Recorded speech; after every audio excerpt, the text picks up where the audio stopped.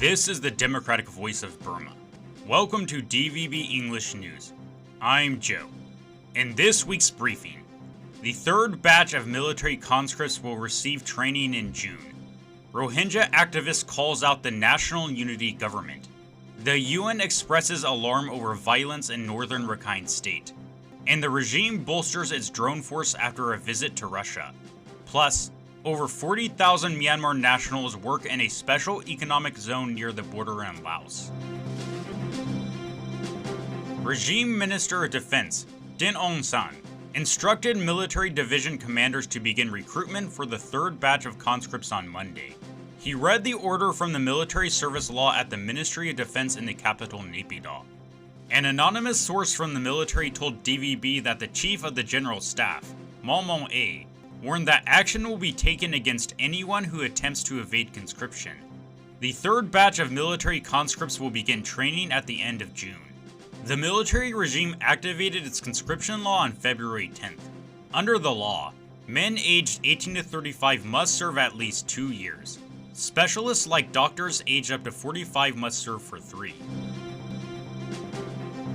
Human rights activist and the director of the Rohingya Mayapurna Collaborative Network, Yasmin Ullah, spoke to DVB. She called on the National Unity Government to equally blame the Arakan Army and the military for violence in northern Rakhine State. Who can you protect really in this country? If you cannot utter the word in fear of upsetting an armed group, well then what are you good for as a government? That was Yasmin Ullah, a human rights activist and the director of the Rohingya Mayapurna Collaborative Network. At least 3,500 Rohingya have fled Butitown to escape AA attacks since May 17th. An estimated 260,000 Rohingya live in Butitown. The AA ordered the Rohingya to leave after it seized full control of the town on May 18th. The spokesperson for the UN Secretary General, Stefan Dujarric, said that the UN is alarmed over escalating violence in northern Rakhine on Monday. Rohingya residents have accused the AA of looting and burning down their homes. The AA spokesperson Kaing Duka has denied these accusations. We all call on military and political leaders as well as community influencers to do their part to de-escalate and defuse attempts to reignite intercommunal tensions and to avoid the repetition of past human rights atrocities that we have seen in Rakhine State. That was Stefan Dujarric, the spokesperson for the UN Secretary General.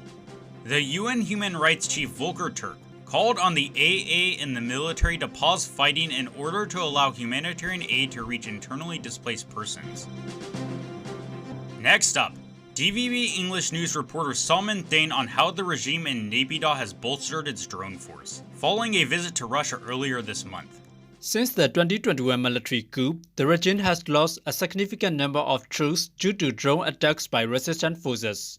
In response, the military has begun to bolster its own drone capabilities. Regime media reported that the military's director of procurement visited Russia in April. He purchased all-10 unmanned aerial vehicle, UAV and anti-drone weapons from Russia earlier this month. Military sources have told TVB that Russian, Chinese and Indians are providing drone training at Air Force bases in Myanmar. Korean resistance fighters claimed that Chinese made CH-3 and CH-4 combat drones were used against them during fighting in April. Scout drones were also used by the military. An anonymous drone expert told DVB that the military can now share information gathered by drones to coordinate attacks. Defectors told TVB that the military wants its new drones to operate alongside combat troops in upcoming offensives. Myanmar's military has suffered a significant loss of ground troops due to casualties, defections and surrenders since its 2021 coup. For DVB English News, I'm Somin Day. The Myanmar country director for the United States Institute of Peace, Jason Tower, spoke to DVB. He said that the number of Myanmar nationals working at Laos's Golden Triangle Special Economic Zone has increased since the 2021 military coup. The statistics announced by the zone itself indicate that there's over 40,000 Myanmar nationals that are living and working inside of the zone. That's larger than the population of Chinese or Lao or Thai that are in the zone. That was Jason Tower, the Myanmar country director for the United States Institute of Peace. Tower added that the reason for the increasing number of workers from Myanmar and Laos is due to the shutdown of cyber scam operations in Mongla Township and the Wa Self-Administered Division in Eastern Shan State. This was done at the behest of China prior to Operation 1027 in Northern Shan State, which has shut down cyber scams along the border since October. And that's it for this week's briefing. I'm Joe. Stay tuned to DVB English News on X, Facebook, Instagram, Threads, and TikTok. Subscribe to us on YouTube. Find us on YouTube Music or wherever you get your podcasts. Thanks for listening.